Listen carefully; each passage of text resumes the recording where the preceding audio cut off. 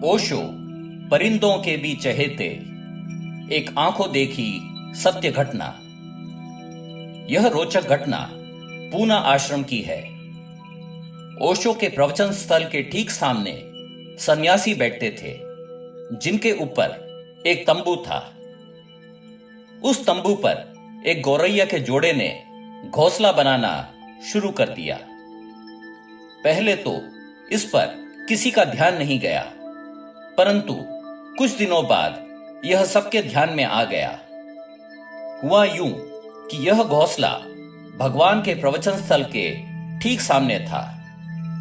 परिंदों का यह जोड़ा उड़ उड़कर घोंसले के लिए तिनके इकट्ठा करते। ऐसा करते हुए वे कई बार ठीक भगवान के सामने से उड़कर जाते, जिसे देखकर सन्यासी हंस पड़ते, परंतु ओशो कभी भी इससे प्रभावित न होते। कुछ दिनों बाद वे खूब चहचहाने लगे, जिसके कारण प्रवचन में बाधा पड़ने लगी। कभी कभी प्रवचन के दौरान वे इतना चहचहाते कि ऐसा प्रतीत होता कि भगवान कुछ पलों के लिए रुके हों, पर चूंकि ओशो पूरे ठहराव के साथ बोलते थे, यह कहना मुश्किल था। जब यह अक्सर होने लगा, तब कुछ खास सन्यासियों ने मीटिंग कर यह फैसला लिया कि इसके पहले कि यह परिंदों का जोड़ा यहां स्थायी घर बसा ले, घोंसले को स्थानांतरित करना उचित होगा। ऐसा करने से प्रवचन में व्यवधान न पड़ेगा। दूसरे ही दिन सुबह के प्रवचन के पूर्व घोंसले को थोड़े दूर पर स्थानांतरित कर दिया गया। ओशो समय के बड़े पक्के थे। वे ठीक समय पर प्रवचन के लिए पहुंच गए। कुछ देर तक सब सामान्य रहा, परंतु जल्द ही वह जोड़ा लौट आया और जोरों से चहचहाने लगा। चूंकि उनका घोंसला अब दूसरी जगह पर था, वे पुनः तिनका तिनका इकट्ठा कर ठीक प्रवचन स्थल के सामने घोंसला बनाने लगे। प्रवचन के अंत तक वे काफी हद तक अपना नया घोंसला बना चुके थे। एक बार फिर सन्यासियों को घोंसले को स्थानांतरित करना पड़ा, परंतु एक बार फिर वही हुआ जिसका डर था। वह परिंदों का जोड़ा पुनः उधर ही लौट आया और घोंसला बनाने लगा, परंतु उस दिन सन्यासियों ने उन परिंदों के आचरण में एक खास बात देखी। वे काफी बार उड़ उड़कर तिनके जमा कर रहे थे, परंतु वे ठीक ओशो के सामने से गुजर रहे थे, जो नया था। लगता था वे थोड़े विचलित थे और शायद नाखुश भी। गौरैया का जोड़ा भगवान के काफी करीब से उड़ रहा था, परंतु उस दिन भी ओशो उनसे प्रभावित नहीं हुए। सन्यासियों के आश्चर्य की पराकाष्ठा तब हुई जब ओशो अचानक ही ब्रह्मांड के हर जीव के अपने अलग स्थान की महिमा पर बोलने लगे। सन्यासियों को लगने लगा कि शायद भगवान उन्हें ही समझाना चाहते हैं कि इस जोड़े के घोंसले का भी वही स्थान था। चूंकि जोड़े का उपद्रव काफी बढ़ गया था, एक बार पुनः घोंसले को स्थानांतरित कर दिया गया, परंतु पुनः वही हुआ।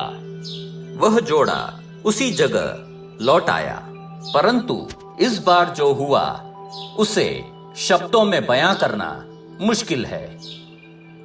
उस दिन सुबह के प्रवचन के दौरान अचानक ही एक गौरैया उड़कर आया और कुछ क्षणों के लिए भगवान के माइक्रोफोन पर बैठ गया। वह परिंदा माइक्रोफोन पर बैठा हुआ सब सन्यासियों को देख रहा था। भगवान प्रवचन देते जा रहे थे। यह बड़े आश्चर्य की बात थी। यह प्रवचन के दौरान हुआ और सबके सामने हुआ। सभी सन्यासी आश्चर्यचकित थे। उस दिन भी ओशो गौरैया से प्रभावित नहीं हुए। कुल 3 बार घोंसले को स्थानांतरित करने के बावजूद वह जोड़ा पुनः वहीं लौट आया था। और इस बार तो उनमें से एक भगवान के माइक्रोफोन पर ही बैठ गया था, मानो भगवान से अपने हिस्से की दावेदारी कर रहा हो। भगवान का पूरे समय बिल्कुल भी प्रभावित न होना इस बात की पुष्टि कर रहा था। इस घटना के बाद उनके घोंसले को फिर कभी स्थानांतरित नहीं किया गया। उस जोड़े ने वहीं अंडे दिए और अपने परिवार को बढ़ाया। उस दिन सन्यासियों ने यह जाना कि ओशो सिर्फ उनके ही नहीं, पक्षियों के भी चहेते हैं। गुरु प्रेमियों, अगर आप ओशो के पुराने प्रवचन सुने तो उनमें उन चिड़ियाओं के चहचहाने की आवाज साफ सुनाई देती है। ऐसी ही एक और घटना हम आपको सुनाते हैं। यह घटना भी पूना आश्रम की है। यह कहानी उस चिड़िया की है जो हर रोज प्रवचन सुनने आती थी। वह तय समय पर आती और भगवान के आसन से कुछ ही दूरी पर एक टहनी पर बैठ जाती। प्रवचन खत्म होते ही वह उड़ जाती। कई सन्यासियों को यह बात ज्ञात थी। वे अक्सर प्रवचन से पहले एक बार उस टहनी पर नजर मार लेते थे, यह जानने के लिए कि चिड़िया है या नहीं। उन दिनों बारिशों का मौसम था।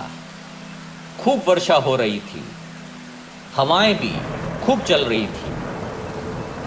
ओशो जब प्रवचन देने हॉल पहुंचे तो चिड़िया नहीं थी।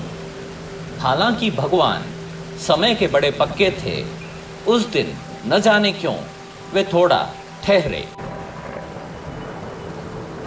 प्रवचन के अपने तय समय से अधिक रुके,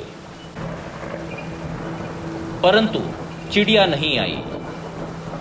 कई सन्यासी इस सोच में थे कि क्या भगवान उस चिड़िया का इंतजार कर रहे थे, पर उन्होंने इस विषय पर कुछ नहीं कहा। कुछ ही देर बाद ओशो ने अपना प्रवचन आरंभ किया। प्रवचन करीब 1 घंटा चला, परंतु चिड़िया न आई। प्रायः प्रवचन खत्म करने के बाद भगवान उठकर चले जाते थे, परंतु उस रोज वे आसन पर बैठे रहे। यह रोज की दिनचर्या से अलग था।